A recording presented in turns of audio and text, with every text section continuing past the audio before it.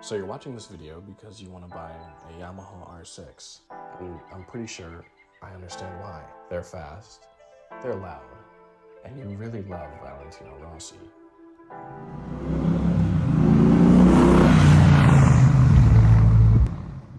Hey, what's up guys? It's Motoxiety, and today I'm going to be reviewing this beautiful yellow 2008 Yamaha R6.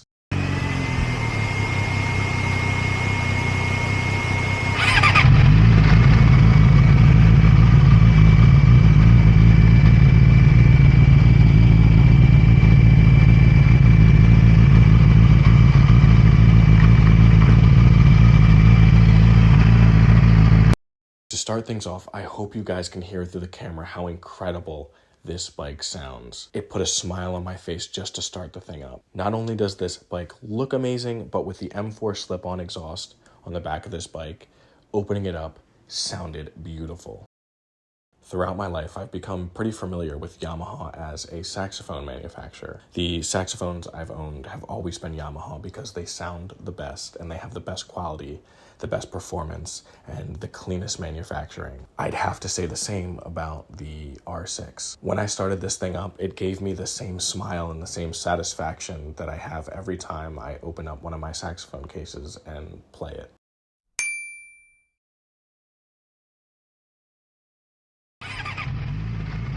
Now, on to what really matters. So how does this almost 20-year-old bike feel when it's out and about on the road? Would you want it to be your daily rider? Would you want it to be something that you just hop on the weekends, have your fun with, and put back into your garage?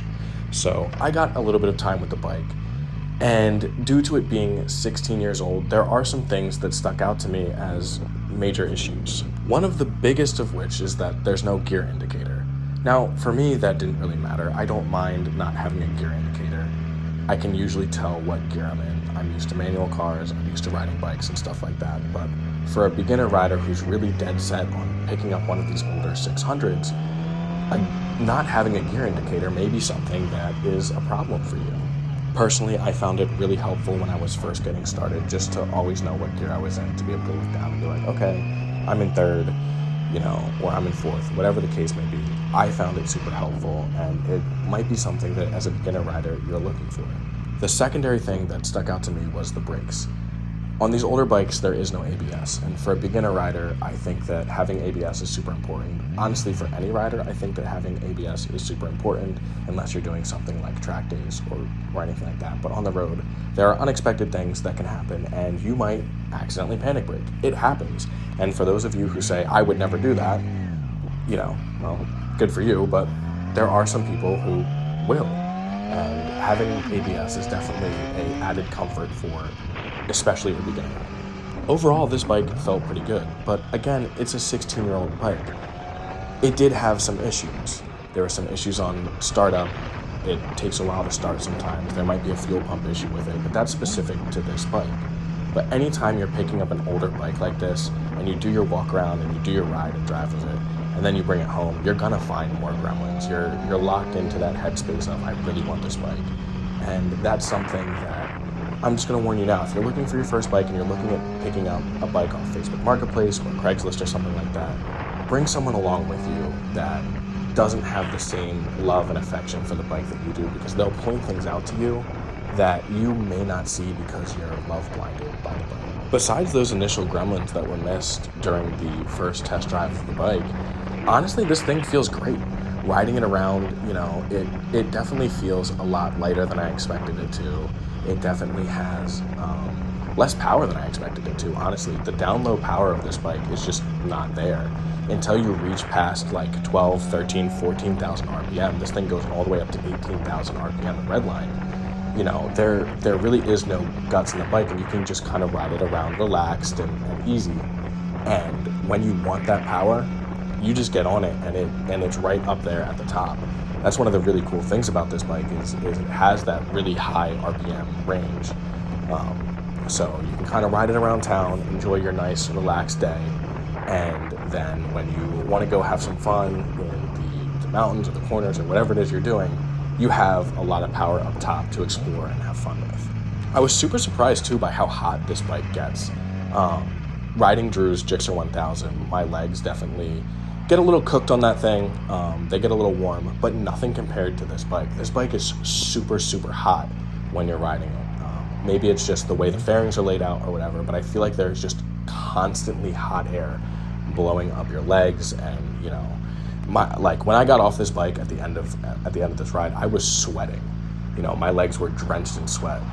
These things definitely run hot. I don't know if the newer R6s are a little bit different, but definitely this older generation, or maybe it's specific to this bike, it was chilling around like 180, 190 degrees while riding, while getting on it. And then, you know, sitting still, it's going up to 211, 215, somewhere along those lines, maybe even 220.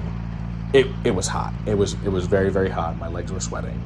So that was something that I wasn't necessarily expecting. Suspension and brakes on this thing felt really good. Honestly, I wasn't expecting the suspension to be as stiff as it was, and also as high up as it was. The back end feels like super high up, and you're just like pushed down into the bike. It's definitely something that I would have to get used to if I was gonna ride this thing every single day.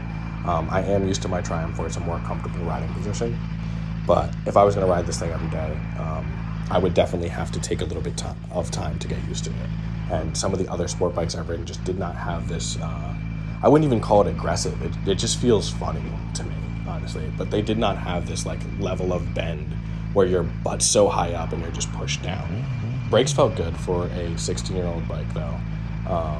The clutch lever and brake lever definitely need to be changed out. There are some cheaper levers from Amazon. Then also the grips as well. They look kind of gaudy and definitely not to my buddy's taste. So he plans on changing them out and getting better fitted grips and also nicer brake and clutch lever. I think that'll help a little bit with some of the play that was in them. But when the brakes did bite, they felt really good. But definitely need to change those out for some better quality levers. I mentioned before that this bike sounds really good, and it does. I was surprised though by how quiet it was. This thing has a slip-on exhaust on the back with no baffle in it, M4, and it was really, really quiet. Overall, this bike was an absolute blast to ride, and I'm really glad that my buddy picked this thing up.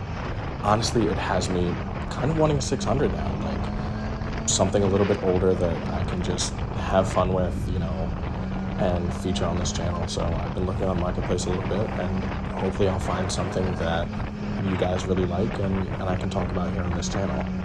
I hope you guys enjoyed this video, and I hope it gave you some good insight into the Yamaha R6 and also older bikes like this and picking them up on Marketplace and kind of what to expect from that. For those of you who don't know, I have a Patreon. It's right here. And you can also check me out on TikTok as well. Thank you guys for watching this video. Please consider subscribing, and I hope you have a wonderful day.